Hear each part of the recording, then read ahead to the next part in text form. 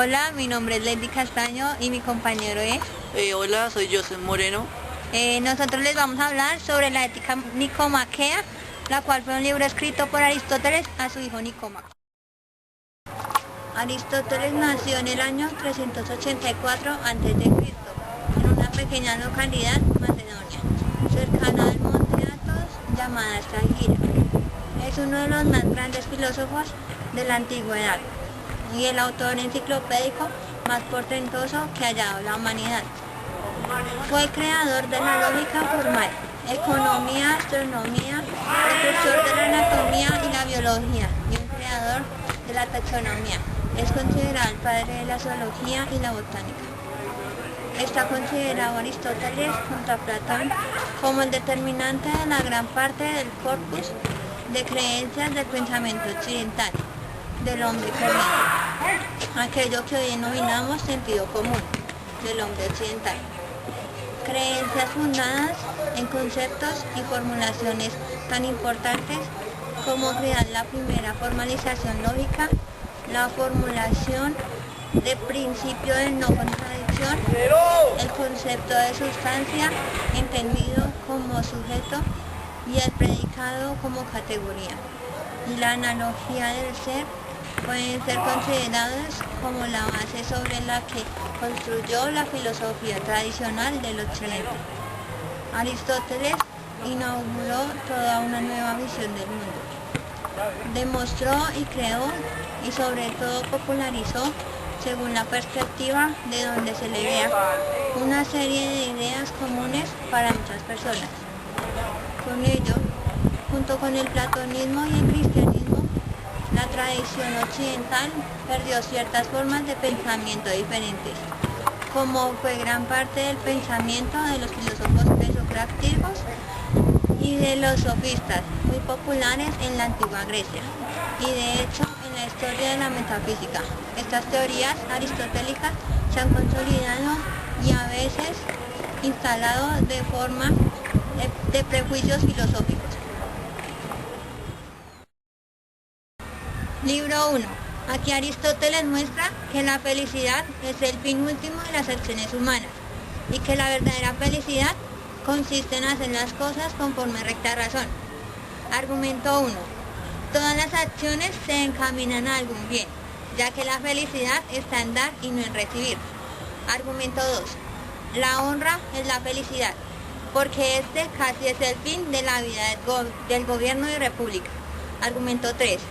Prueba cómo la felicidad no puede consistir en cosa alguna de los que por causa de otras se desean, porque tales no son del todo completas y la felicidad parece conforme a recta razón, que ha de ser tal, que no le falte nada.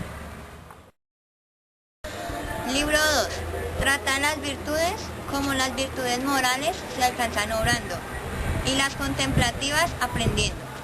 Demuestra cómo los actos antes de alcanzar hábitos son imperfectos. Pone la definición de virtud. Argumento 1. Hay dos maneras de virtudes, de que se ha de tratar, unas tocantes al entendimiento, que por la mayor parte nace de la doctrina y crece en ella, y otras a los afectos y costumbres, y de las costumbres procede la moral. Argumento 2.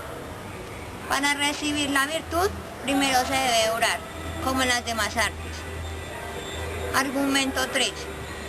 Propone en la materia de las virtudes ser contentos por su buen hábito y costumbres. Le es fácil y le da contento. Libro 3. Trata de cada género de virtud. Dice qué es acto voluntario y qué cosa es voluntad libre y cuál forzada. Declara cuál es elección o libre albedrío, cuál es la materia de la fortaleza. Argumento 1. En el presente libro se ha probado ser la virtud un acto voluntario y consistir en la elección y aceptación de nuestra voluntad. Argumento 2.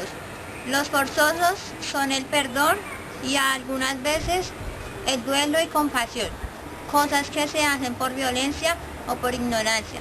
Argumento 3. No toda cosa voluntaria tiene elección, sino es primero consultada.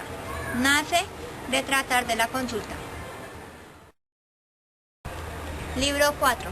Trata la libertad y de las virtudes anexas a ella, como son la magnificencia, la magnanimidad y otras de esta suerte. ¿Qué diferencia hay de la libertad a la magnificencia? Argumento 1. La libertad consiste en el dar y recibir de los propios intereses, injuntamente de los hierros que en ella acaecen por exceso y por defecto. Argumento 2.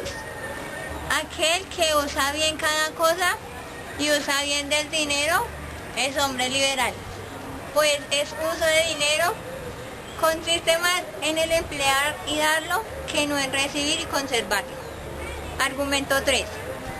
La magnificencia es un conveniente, refiriéndose a uno mismo, gasto en la grandeza o cantidad. Este ve en qué se gasta y acerca de qué. Libro 5. Disputa de la justicia primeramente. Distingue de cuántas maneras se entiende la justicia y la injusticia.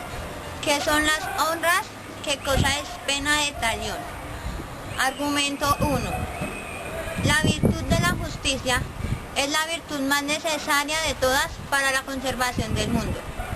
Argumento 2.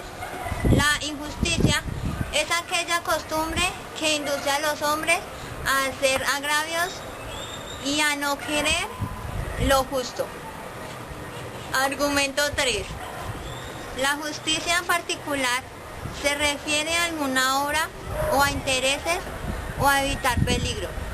Justicia universal se refiere a todo aquello que tiene la obligación de hacer cualquier bueno.